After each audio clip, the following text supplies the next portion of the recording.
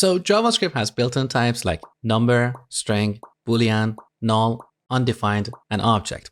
Now TypeScript extends this list and introduces new types like any, unknown, never, enum, and tuple. As we go through this section, you will learn about all these types in detail. But before we get started, let's see how we can play with primitive types in TypeScript.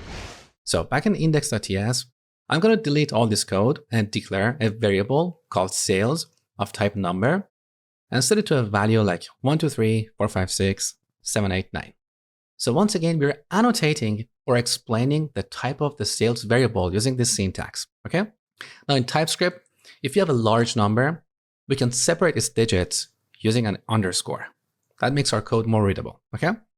Now let's also declare a variable called course of type string and set it to TypeScript, and one boolean called isPublished. Now let me show you something really cool. In TypeScript, we don't always have to annotate our variables because the TypeScript compiler can infer or detect the type of our variables based on their value.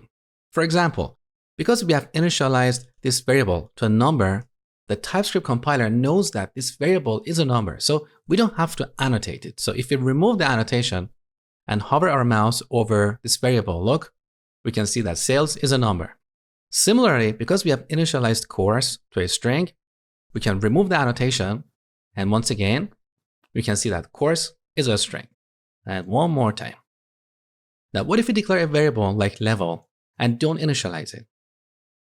TypeScript assumes that this variable is of type any. We'll talk about that in the next lesson.